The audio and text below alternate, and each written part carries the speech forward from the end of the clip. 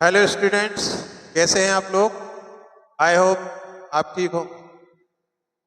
और सभी देशवासियों के लिए और मेरे प्रिय स्टूडेंट्स के लिए कृष्ण जन्माष्टमी की बहुत ढेर सारी शुभकामनाएं। I hope may you study with heart and soul and highest of the end touch the highest of the sky and you may success in your life. तो सभी के लिए बहुत बहुत शुभकामनाएं। तो आज मैं एक चैप्टर लेके आया हूं, डिफरेंशिएशन मीन्स अवकलन, जिसमें अवकलज के अनुप्रयोग, एप्लीकेशन ऑफ डेरिवेटिव। तो अवकलन होता क्या है, देखिए। अवकलन एक चर के सापेक्ष दूसरे चर में परिवर्तन की दर को ही हम अवकलन कहते हैं। यूं कहें कि rate of change of one function and differentiation with respect to another is called differentiation। तो इसको समझते हैं। तो पहले इसमें देखेंगे कि चर और इसमें अचर क्या होता है।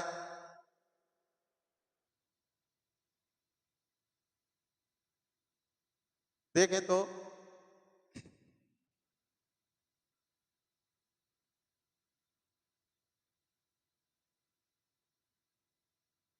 देखिए, जैसे एक सर्किल है, एक सर्किल।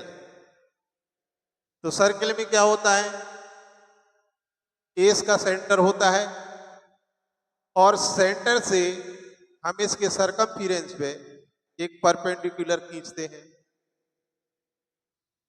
तो इसका रेडियस कहलाता है।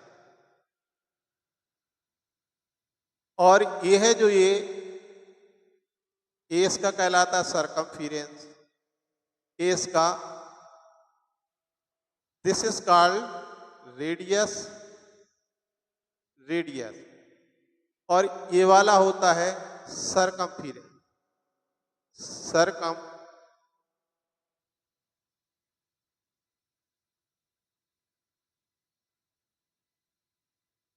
ये होता है रेडियस, ये होता है सरकमफेरेंस। सरकमफेरेंस ये। और जो ये है इसके अंदर, ये वाला जो पार्ट है ये सब पूरा, ये कहलाता है इसका एरिया। एरिया। तो यदि हम इसमें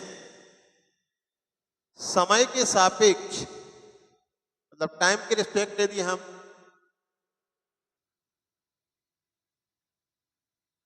टाइम के सापेक्ष रेडियस में परिवर्तन होता है। देखिए कैसे होता है। एक सर्किल ये है, फिर एक इससे थोड़ा बड़ा सर्किल लिया, फिर और बड़ा सर्किल लिया, फिर और बड़ा सर्किल लिया और बड़ा सर्किल लिया।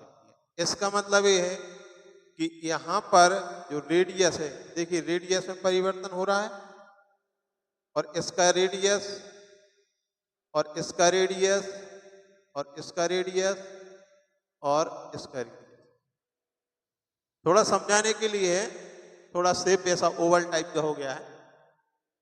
यहां पर मान लीजिए कि रेडियस इसका 3 सेंटीमीटर है, यहां पर 4 सेंटीमीटर है, और यहां पर 6 सेंटीमीटर हो गया। यहां पर और बड़ा ले लेते हैं, यहां पर 3 है, तो यहां पर 6 सेंटीमीटर हो गया, और यहां पर 9 सेंटीमीटर हो गया। तो यहां पर हो जाएगा 11 सेंटीमीटर। 3 का डिफरेंस ले लेते हैं, यहां पर 12 हो जाएगा। 12 सेंटीमीटर, यहां पर 15 सेंटीमीटर।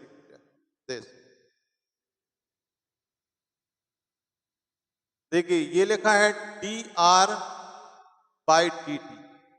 इसका मतलब ये है डिफरेंशिएशन के लिए हम टी से रिप्रेजेंट करते हैं। D R by D T का मतलब होता है कि इस टी के सापेक्ष आर में परिवर्तन की दर।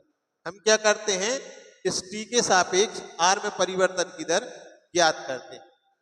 जैसे कि टी देखिए, टी इक्वल टू हम 0 लें, फिर 1 लें, फिर 2 लें, 3 लें, अब 4 लें, 5, इस टाइप से। तो आर में देखिए क्या परिवर्तन होता है। 0 टाइम पे इसकी रेडियस कितनी थी, 3 सेंटीमीटर। जब 0 टाइम पे ये 3 सेंटीमीटर, जब हमने टाइम बढ़ाया 1 किया तो कितना हो गया, 6 सेंटीमीटर हो गया। और फिर हमने टाइम बढ़ाया 2 सेकंड किया तो 2 सेकंड पे कितना हो गया, 9 हो गया। इसके बाद 3 किया तो कितना हो गया, 12 हो गया। और इसके बाद 4 किया तो कितना हो गया, 15 हो गया। और भी यहां पर इस टाइप से हो जाएगा। तो इसमें आप क्या देखते हैं, देखिए इस टाइप से देखें इसको, ये कि जब समय 0 था तो रेडियस कितनी थी, 3। जब समय 1 था तो रेडियस 6 सेंटीमीटर, 2 तो 9 सेंटीमीटर, 3 तो 12 सेंटीमीटर, 4 तो यहां पर 15 सेंटीमीटर। इसको छोड़ दिया है। तो इसमें आप क्या देख रहे हैं कि देखिए जैसे ही हम समय बढ़ा रहे हैं तो इसकी रेडियस बढ़ रही है। यहां पर 0 था तो 3 सेंटीमीटर, जैसे ही हमने यहां पर टाइम बढ़ाया ये 0 पे है, t इक्वल टू 0, और ये t इक्वल टू कितना है, 1, और ये t equal to 2 and t equal to 3 और t इक्वल टू ये है 4। तो जैसे हम इसका समय बढ़ा रहे हैं तो इसकी रेडियस बढ़ रही है। मतलब t के सापेक्ष r में क्या हो रहा है, परिवर्तन हो रहा है। t के सापेक्ष r में परिवर्तन हो रहा है। तो इसी को कहते हैं हम कि जो t के सापेक्ष r में जो परिवर्तन हो रहा है, इसी परिवर्तन की दर को हम क्या कहते हैं, अवकलन कहते हैं। अब इसमें देखें, हाँ, और भी इसमें सिर्फ रेडियस में ही चेंजेस नहीं हो रहा, सिर्फ रेडियस में भी चेंजेस नहीं हो रहा है, इसके एरिया में भी चेंजेस हो रहा है। देखिए आप, यहां पर एरिया इतना था, इतना, अब इसका एरिया इतना बड़ा हो गया, इसके बाद इसका एरिया इतना बड़ा हो गया, इसके बाद इसका एरिया इतना बड़ा हो गया, इसके बाद देखो इसका एरिया इतना बड़ा हो गया।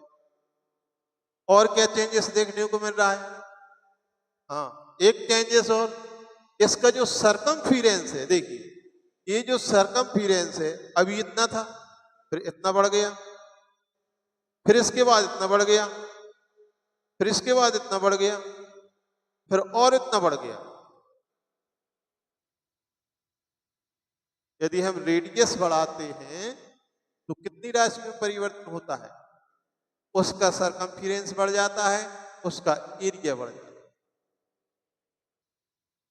तो जब हम टी में परिवर्तन करते हैं तो आर में ऑटोमेटिक परिवर्तन होने लगता है। मतलब टी के सापेक्ष आर में परिवर्तन की दर को हम क्या कहते हैं, अवकलन कहते हैं।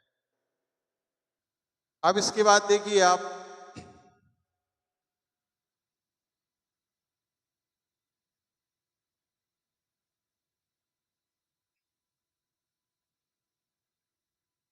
आर में परिवर्तन, टी के सापेक्ष आर में परिवर्तन हुआ तो डी आर बाई, इसको हमने डी टी लिखा,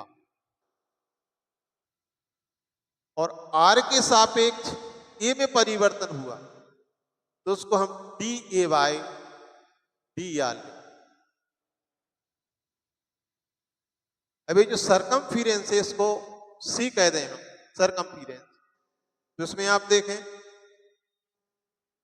इसको क्या लिखेंगे, D C by D R, means R के सापेक्ष टी के सापेक्ष आर में परिवर्तन हो रहा है, आर के सापेक्ष में परिवर्तन हो रहा है, और आर के सापेक्ष सी में परिवर्तन।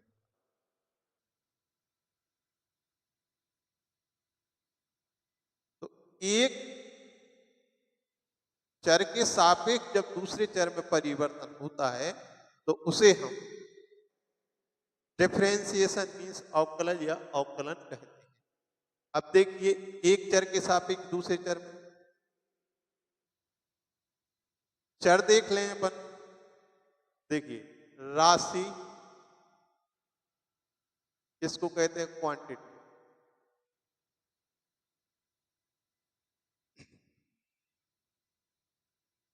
राशियां दो प्रकार की होती हैं, एक होती है चर और दूसरी होती है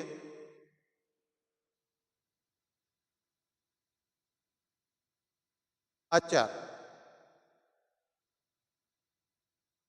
अब चर भी दो प्रकार के होते हैं, एक होता है स्वतंत्र चर। क्या होता है? स्वतंत्र चर। और दूसरा होता है परतंत्र चर। परतंत्र चर। अचर भी दो प्रकार के होते हैं, देखिए।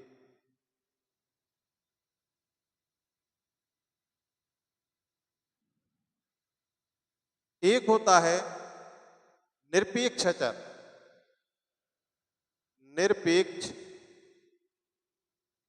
निरपेक्ष अचर। और दूसरा होता है निश्चित अचर, निश्चित अचर। तो चर को हम कहते हैं वेरिएबल। क्या कहते हैं? वेरिएबल।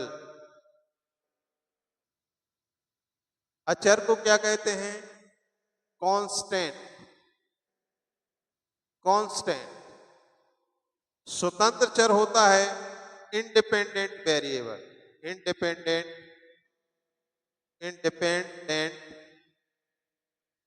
वेरिएबल। परतंत्र चर होता है डिपेंडेंट वेरिएबल। निरपेक्ष अचर, इसको कहते हैं हम आर्बिटरी कांस्टेंट। निश्चित अचर को कहते हैं हम एब्सोल्यूट कांस्टेंट। राइट? तो स्वतंत्र चर और परतंत्र चर ये क्या होते हैं? देखिए, स्वतंत्र चर में क्या आता है? स्वतंत्र चर में जैसे कि x, y, z और u होता है, v होता है, w भी होता है, t होता है, s होता है। ठीक है ना? जैसे कि और भी हो सकते हैं स्वतंत्र चर। परतंत्र चर जो होता है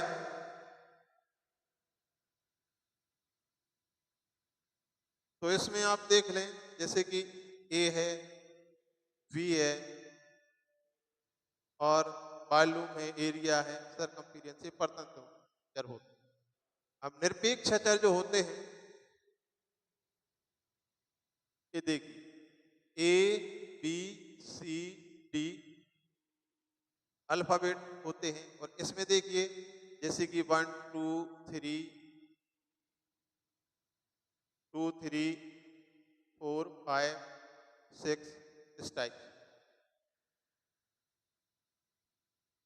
स्वतंत्र चर मीन्स इंडिपेंडेंट वेरिएबल और परतंत्र चर मीन्स जैसे कि एबीसी। और परतंत्र चर ऐसा भी हो सकता है, देखिए इसमें चेंजेस हो सकता है। जैसे कि f1x एक फंक्शन, इसको हम f1x = y कहें तो इसमें देखिए इसके सापेक्ष हम इसका परिवर्तन किधर निकालेंगे? मतलब इसका यदि हम करेंगे तो क्या करेंगे, differentiation D by d x करेंगे, मतलब एक्स के सापेक्ष करेंगे, तो इसमें परिवर्तन की दर निकालें। हकीकत में इसमें हम क्या करते हैं कि दोनों पक्षों का डी बाई डी एक्स कर दें, ठीक है ना, ऐसा। इसका मतलब तो वही है कि इसमें हम परिवर्तन की दर निकाल रहे हैं। तो f1 x equal to Y है, इसका मतलब ये है कि ये है स्वतंत्र चर और ये है परतंत्र। इसके सापेक्ष हम कर रहे हैं, तो ये हो गया जिसके सापेक्ष हम अवकलन करते हैं, डिफरेंशिएशन करते हैं, उसको कहते हैं स्वतंत्र चर, और जिसमें परिवर्तन की दर ज्ञात करते हैं उसको हम कहते हैं परतंत्र चर। तो ये हो गया हमारा स्वतंत्र चर, स्वतंत्र चर, और ये कहलाया परतंत्र चर। परतंत्र चर means this is called independent variable, और this is called dependent variable, right. इसी प्रकार से यहां पर एक क्या है, ये इंडिपेंडेंट है, ये इंडिपेंडेंट वेरिएबल कहलाएगा, और ये डिपेंडेंट वेरिएबल कहलाएगा। यहां पर ये इंडिपेंडेंट कहलाएगा, इंडिपेंडेंट वेरिएबल, और ये डिपेंडेंट वेरिएबल। ये डिपेंडेंट वेरिएबल और ये इंडिपेंडेंट वेरिएबल मीन्स स्वतंत्र चर परतंत्र चर, स्वतंत्र चर परतंत्र चर, स्वतंत्र चर परतंत्र चर। कभी कभी ऐसा भी हो सकता है और होता है, देखिए इसको मैं क्लियर कर देता हूं।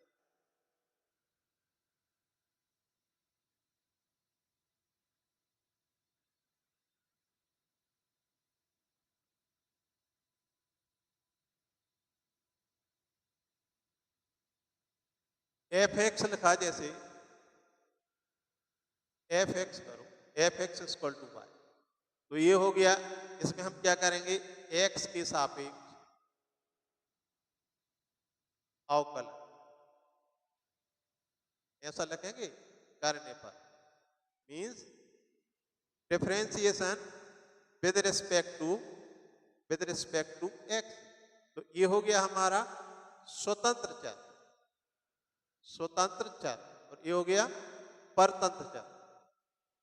अगर इसको हम ऐसा लिख दें, f by equal to x, तो देखिए इसमें हम क्या करेंगे, y के सापेक्ष डिफरेंशिएशन करेंगे, differentiation with respect to y, तो ये हो जाएगा हमारा यहां स्वतंत्र चर, और ये हो जाएगा परतंत्र चर।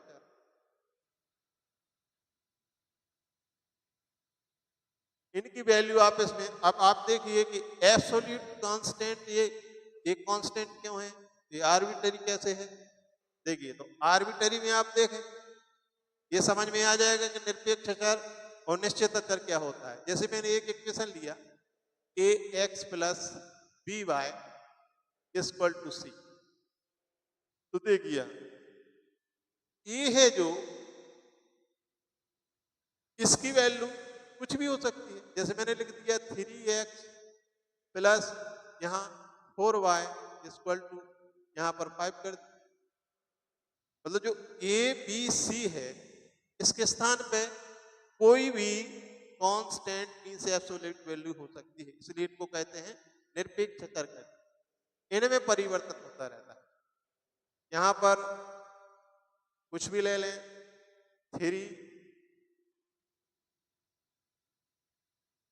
3cx plus dy equal to 3 ऐसा ले, तो यहाँ पर कुछ भी हो सकता है। यहाँ 4 हो जाएगा, 4x, यहाँ 5 हो जाएगा, 5y इक्वल टू 3, यहाँ पर c लें तो यहाँ पर 3 हो जाएगा। तो देखिए c की वैल्यू कुछ भी हो सकती है, d की वैल्यू कुछ भी हो सकती है। और यहाँ पर जो x और y ये क्या होते हैं, वेरिएबल। तो यहाँ पर जो x है, तो x क्या है, ये स्वतंत्र चर है, मींस इंडिपेंडेंट वेरिएबल है, और जो y है ये डिपेंडेंट वेरिएबल। तो इस प्रकार से हम, आई होप आपको समझ में आ रहा होगा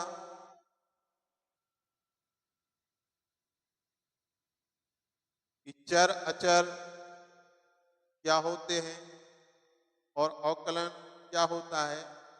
ये थोड़ा सा इसका इंट्रोडक्शन है, थोड़ा सा आपको कॉन्सेप्ट क्लियर होने चाहिए। अब जैसे मैंने अभी बताया था कि D R by D T means T के सापेक्ष आर में परिवर्तन की दर ज्ञात करना है, या d A by D r के सापेक्ष हमें एरिया मतलब वृत्त के क्षेत्रफल में एक वृत्त है,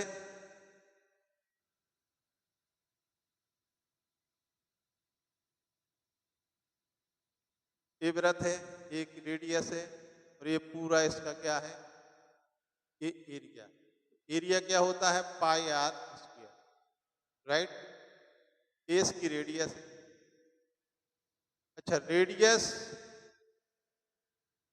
रेडियस की डेफिनेशन क्या होती है?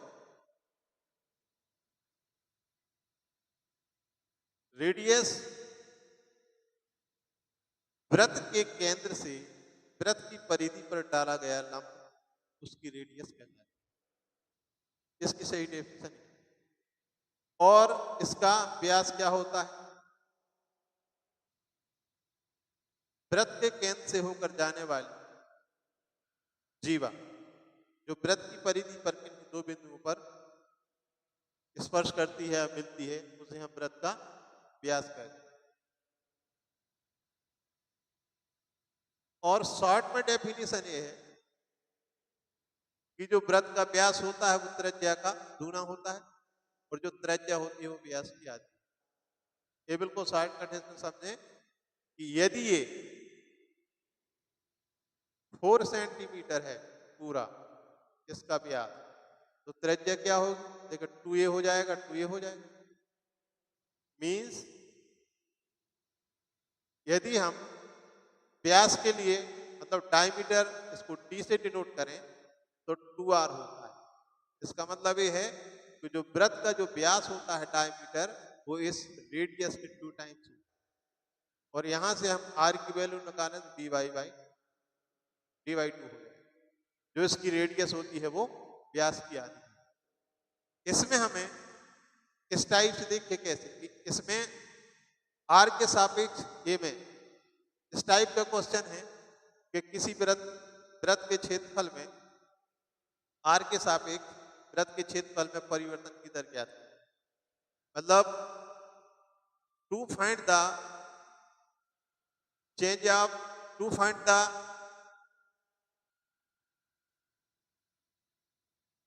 area rate of change, to find the rate of change of area of a circle with respect to r, ऐसा दिया होता है। और उसमें given r equal to 2 centimetre और 4 सेंटीमीटर। मतलब किसी वृत्त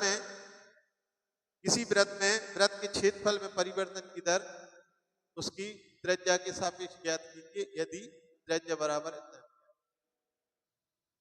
मान लो r इक्वल टू दिया है 2 सेंटीमीटर, इतना दिया है, तो हमें वृत्त के क्षेत्रफल में परिवर्तन की दर ज्ञात करना है। तो वृत्त का क्षेत्रफल होता है पाई आर स्क्वायर, राइट। तो इसका हम क्या करेंगे, डिफरेंशिएशन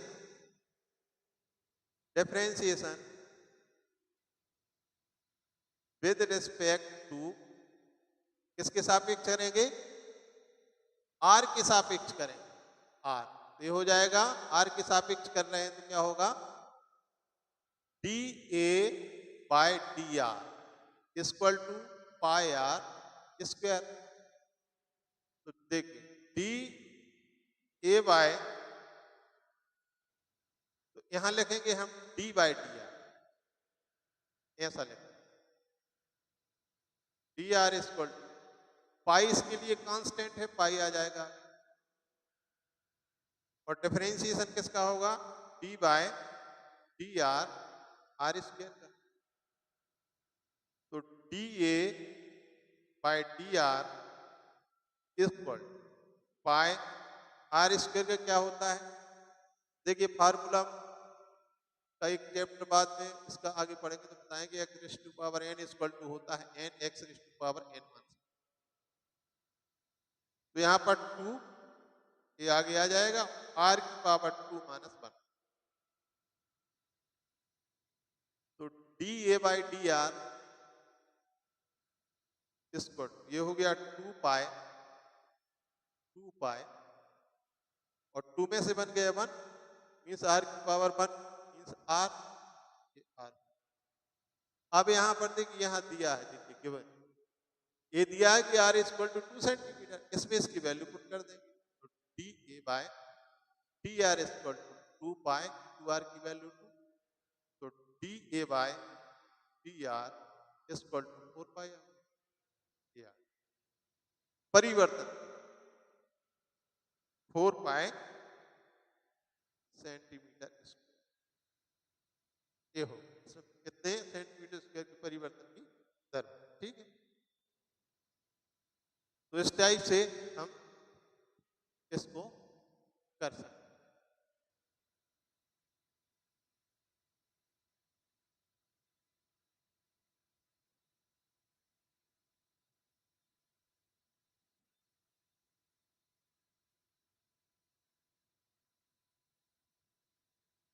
तो आई होप